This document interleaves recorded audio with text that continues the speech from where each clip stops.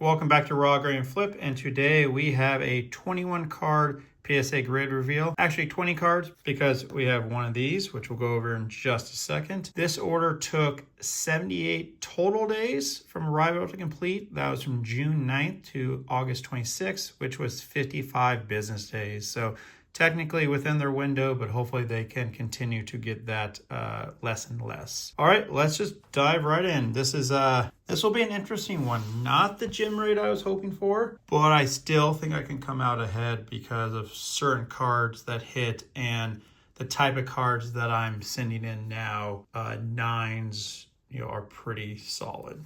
All right, so this first card, we have a do not grade, do not charge, and it was for this Hunter out of 25 on the certified Panini certified football. They didn't say anything wrong with it. I know Benny Breaks, I believe, had the same issue. Chatting with him, and I also looked up on some Reddit and some other forums, and I guess that they used to grade these, and I don't know if it's different years or all the years, but they were damaging the card in the grading somehow. I don't know if the foil was coming off or maybe somewhere if there's heat or something, so I guess they just stopped grading them. You'll see some graded out there, but I'm assuming that was before they caught the damages. So unfortunately, I will just maybe send this into SGC, or I'll just sell it raw. All right, let's dive into our graded stack. First up, we have this 2013 Finest Paul Goldschmidt refractor. Nothing crazy here. We got Gem Mint 10. This is just a card I get for cheap, a lot of times $1 or $2, and when they look clean, I like to throw them in the orders. Another one here, a 2019 Finest Mike Trout refractor, Gem Mint 10. So this was a nice start when I was looking at these on the reveal. Next up, we have this Tim Salmon on the 2021 Topps Chrome Platinum Anniversary, 70th Anniversary Orange Yellow Refractor, and that is out of 25. Where's the... Oh, it's down here, right there. So, what was that? 4 out of 25. This is a pop 1, which is nice. All right, we have our first 9 here on this 2010 Topps 206 Buster Posey Bronze Mint 9. And going into it, I knew it'd get a 9, pretty much top to bottoms off compared to a couple 10s I looked online, but still want to get this slabbed up. There's not many of this one type graded, so I figured a 9 hopefully can eke out, a few bucks over the cost and the grading cost.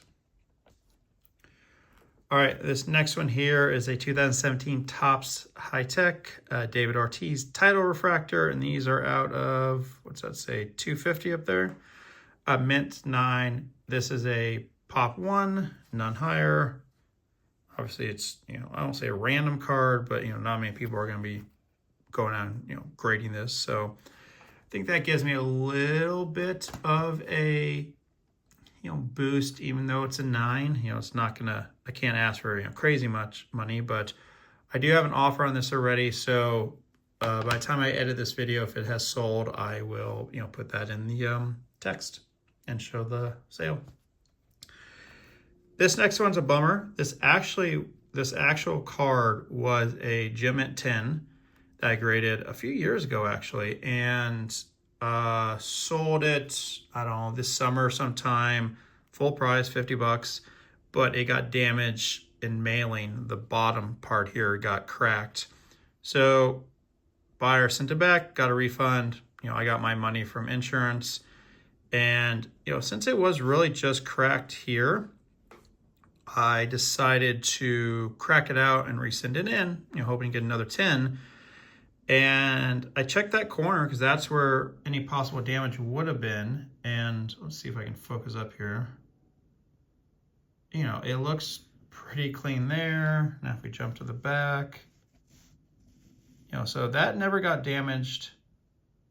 by the mailing damage. So I'm not sure where an 8 came from. Now, maybe when I crack this out, maybe I, bent something, or, I don't know, maybe the first time the grader overgraded it, or this person undergraded it. So, it's a bummer. Maybe I can sell this for 10 bucks and recoup a bit back from the grading fee, but, such is, I guess. All right, this next one, 2001 Donruss Elite, Todd Helton, Passing the Torch. This is out of 1,000. We got the mint 9 on this. Pop 1, none higher, so hopefully that gets me a tiny bit of juice to, squeeze out of a mint 9. Again, just because it's pop 1 doesn't mean I can, list it for 100 bucks or something like that, but I can maybe list it for 49 or 59.99 and try to get a little bit more, versus if there's tons of these and I just listed for 19.99 trying to get 15 bucks back. All right, here's a 93 Finest refractor, Andy Beans, and this one got a near mint 8, which I was hoping to maybe sneak a 9. I was really going for trying to get something really centered, but you can tell there's hulking right there. Now, in the past, on other, not refractor, but other cards like this, I've gotten a 9 with a tiny bit of hulking when everything else looked good. So that's where I was trying to press my luck. But an 8 should just break even for me. I think I bought this card for maybe 20-something. Grading cost was 20, so 8s are going for roughly $40, $45. Worth taking a chance to try to, get that 9. All right, another one here that I'm excited about is this Garrett Anderson on the Flair Showcase Legacy Collection, Row 1, mint 9. This is out of 100. This is a pop 2, none higher. So, it's nice that the 9 is the highest currently out there, and there's only one other one. So I can kind of set my price on this, and, hopefully there's, continued influx in these 90s inserts, especially these Flair Showcases and stuff. So happy about that card. All right, this next one, we have this 96 Baseball Magazine Ichiro, 95 liters. We got mint 9 on this one. I thought it, had a slight chance for a 10, but on closer examination, especially on the, I don't know if I can see it on here, but the scans that they did, there is a little bit of edge where, it's tough to see. But there's a little bit of edge wear that, makes sense. Let's see if I can catch anything here. So, but I'm happy with a 9. And sticking with the Baseball Magazine cards, 1991 Hideo Nomo. Unfortunately, we got the near mint 8 on this one. And I really like the centering. Obviously, it's off a little bit, so it wasn't, not 10 centering. But there's just too much, centering, plus, that top corner, a little bit of that top corner, but, that top edge right there, plus a little bit on this back corner. So I get the 8. In my mind, I was hoping to squeak a 9, but 8 makes sense. All right, we're moving on to some basketball. 2006 Topps Turkey Red LeBron James, card number 2, mint 9. I thought I could have had a chance, but I think the corners are just a little too soft for their, the graders' liking. But I mean, they look really good, but that one down there has a tiny bit of white. Let's see from this angle. So yeah, I mean, I don't know. And we have another one, same set. This is the checklist version, and we got the mint 9 as well. let's see, centering. I mean, it looks pretty good, off maybe top to bottom, left to right. Oh, what's that right there? That's probably it. Yep, there we go. I was not even thinking about centering. We got that little notch, little white, plus that corner. So, but still pretty cool looking cards. They're LeBrons. They'll sell for something. All right, this next card, this 1999 Flair Showcase Vince Carter Convincing insert set. We got a mint 9 on this one. Hoping for the 10, as I had found one of these, different number in the subset, a year or two ago, and I got it from a dollar box in a gym, and I think I sold for like $150. So I was excited to get another one that looked pretty clean, but I think that's on the case right there.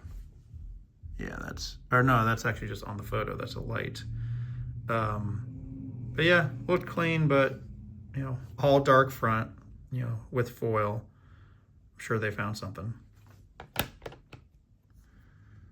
All right, we had the first year select, 2013 Panini Select, Doug Martin Prism, mint 9. Picked this up for cheap and figured, with Panini losing its license, Select and Prism and all that going away, hopefully, and maybe there's a nostalgia for especially the first year sets, especially in silver. So I haven't gone out big and crazy on buying things. It's not in my budget to get all that, but when I come across names that I recognize for cheap, I'm starting to pick them up. But we got the mint 9 here, pop 1, none higher. So again, hopefully that can help a little bit. All right, we have a mint 9 on this 99 Bowman Chrome Champ Bailey as rookie year, Scout's Choice Refractor, and it's top to bottom. That's pretty far off. Surprise, just 9 actually. And when comparing it with Gym Mint 10s, you can definitely see that. So, but I still think it's a good looking card. All right, next up, we have actually another pop 1, none higher. 2000 Topps Chrome Steve McNair Refractor.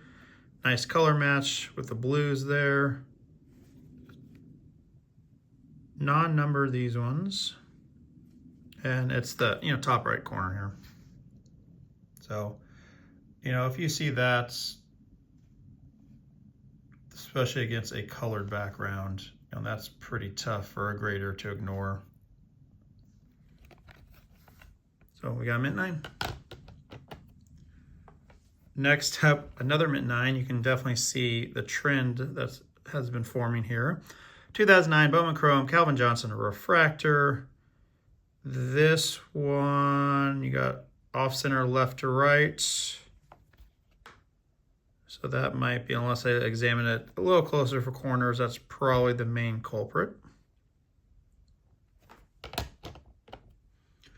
And last 2 cards here, we have a near mint, mint 8.